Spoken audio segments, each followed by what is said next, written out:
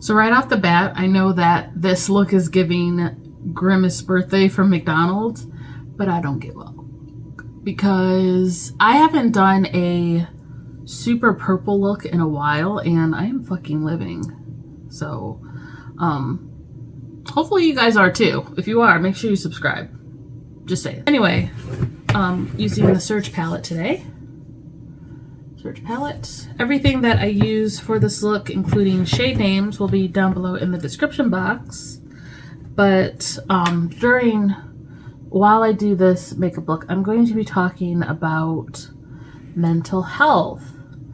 So this is not out of the blue. I'd be, talking about mental health here and there on my channel, but Renee Raji just got back from her hiatus, and she posted a video about having a Q&A, and that inspired me to do this video because she was talking about basically how mental health is very taboo, and she's not sure why, and neither am I.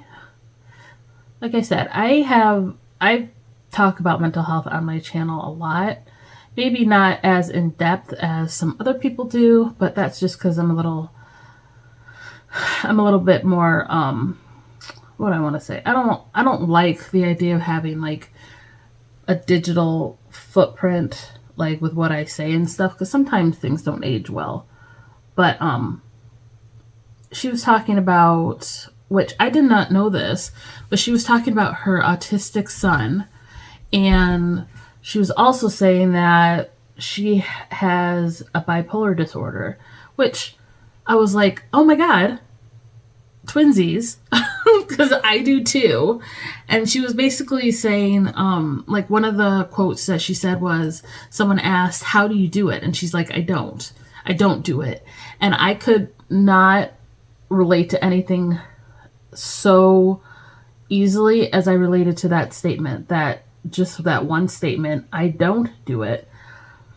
Because she was talking about how rough it is, basically having a child on the spectrum, which it is. She was talking about how her son, has difficulty transitioning to things and has meltdowns, and I'm just like, oh my God, lady does the same thing. But she, just like I think every other autistic parent, doesn't have a solution for anything because they're on the spectrum. All we can do is adapt as their parents. So that was like, that made me feel really, really good.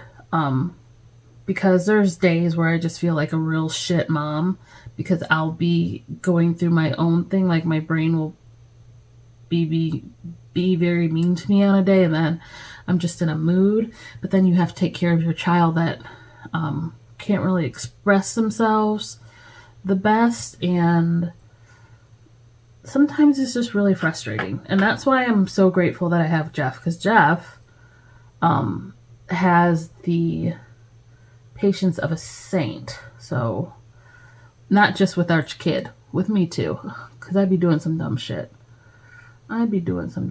But yeah, back to Renee. She was just, really being forthcoming with, with how things are going with her, and I can't even imagine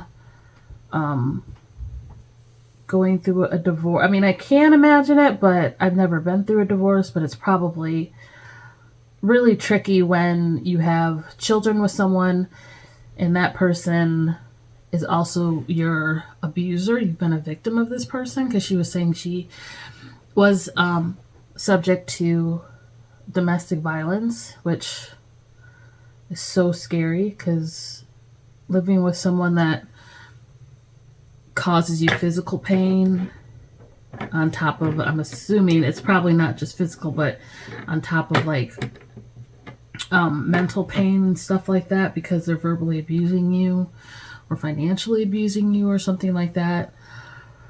I can't imagine.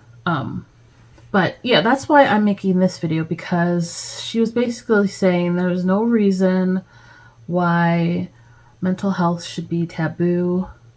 because we're helping each other, which I couldn't agree more, because her making that video definitely helped me put things into perspective when it comes to me as a parent having an autistic child. Because I follow other parents like on Instagram that have autistic children, but they as the parent never said that they, you know, had a mental issue. And Ronke did. So I'm just like, and it's a bipolar disorder. Just like, that was really relatable, and I can't thank her enough for putting that video out there, because there's a lot of us out here, like, you know, I don't suffer in silence, but I'm sure there's a lot of people that do, because I be talking, you know, I be getting the help that I need, because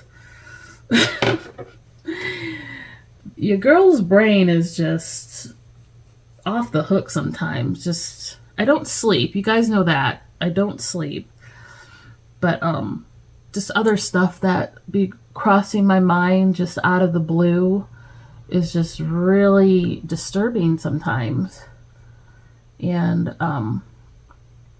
like I said, when I'm in a mood, because say I haven't slept, and when I'm saying I'm in a mood, it's not like, I'm not saying, oh, you know, fuck my kid, fuck everybody else. No, just like when I'm incapable of focusing or getting out of a really negative headspace, it's just really difficult to take care of another human being, let alone attempt to take care of yourself, which is why I'm so happy that Jeff is in my life and the father of my child. So,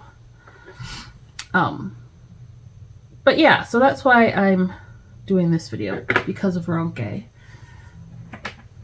She definitely made me feel that I'm valid. I mean, I know I'm valid, but when someone else is going through literally something so relatable, like it feels nice, is what I'll say. It feels nice. So, my mental health. I'm doing well for the most part.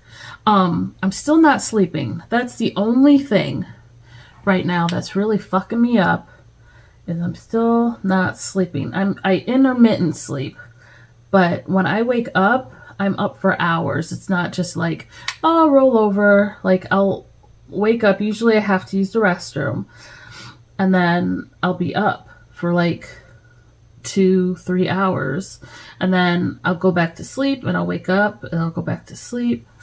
So last night, let me give you an example. I went to bed at like 5. I was just so exhausted, but like everybody in the house is sick right now with a cold. No, it's not the 19. It's just a cold, because the weather doesn't know if it wants to be hot or cold. So we're all just struggling with a cold, I think, or, you know, just the frequent weather changes. So yeah, so I'm not the only one who's like coughing and stuffed up and stuff like that. But so I went to bed at like 5 or 6, woke up at, I think it was like 10, stayed up from like 10 to 1, went to bed, woke up at 6, stayed up maybe for 30 minutes, maybe an hour roughly, and then went back to bed, and I woke up at like 8:30, maybe 8. And I was still tired, and I'm just like, I'm not going to go back to bed again, because then I'm going to lose my whole day.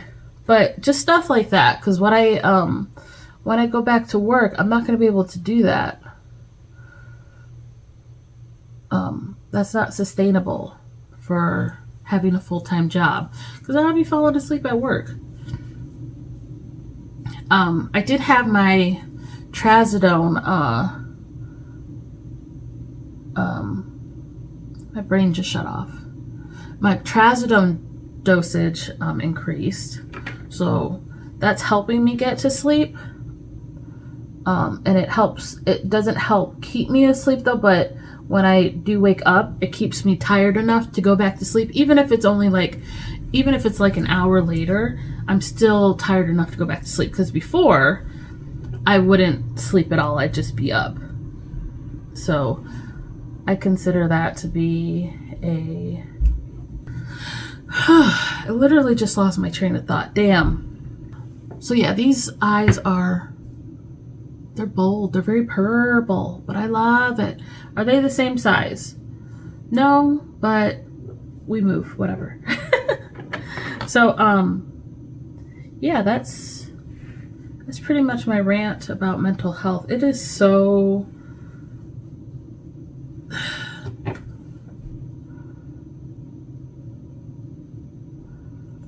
So, and then I did have someone ask me, like, how are you just randomly diagnosed with a bipolar disorder? Usually that's, like, if you've had it all your life, that would be something you'd be diagnosed as, you know, a child or a teenager. I've never been to a psych in my life. I've been to talk therapy, but I've never been to an actual psych. So when I had my breakdown, because that's what it was, I had a mental breakdown. I got in contact with a psych and basically told them what was going on, what I was feeling.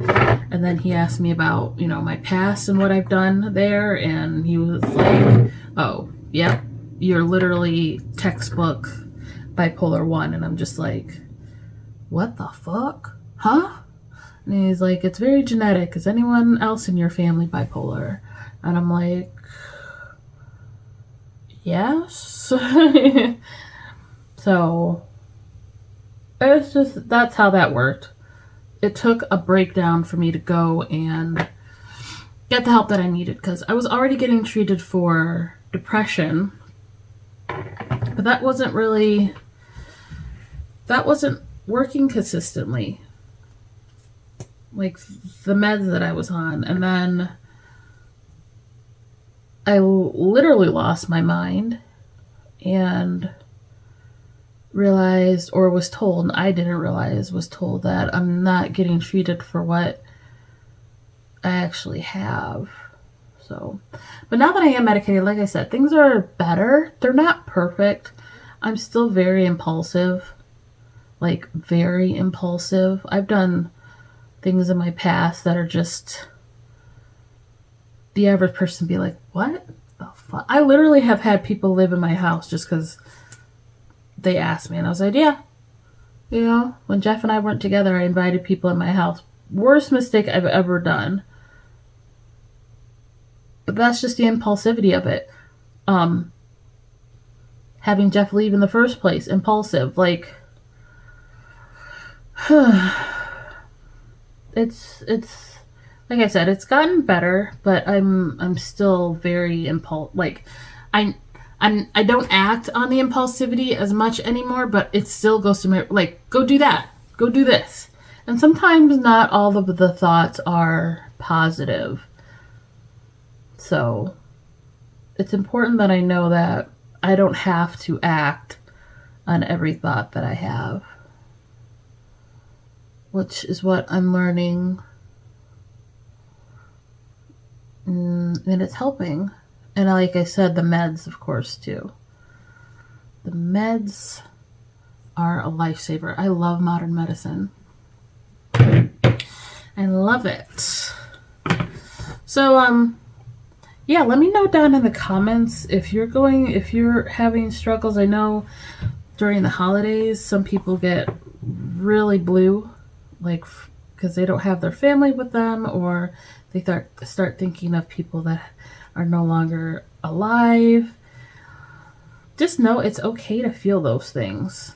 I mean, it sucks to feel those things, but like, if you are having problems processing, you should definitely go talk to someone, because things like that don't go away.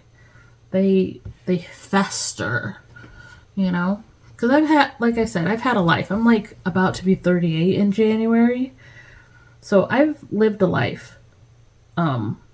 And I was fine up until, a whole bunch of stuff just happened this year, and then I just couldn't take it anymore. So don't let things fester, because I tend to do that. I let things fester, and then they become too much for me to handle. And then I have to get other people involved, which is just sometimes embarrassing. And yeah, don't be like me.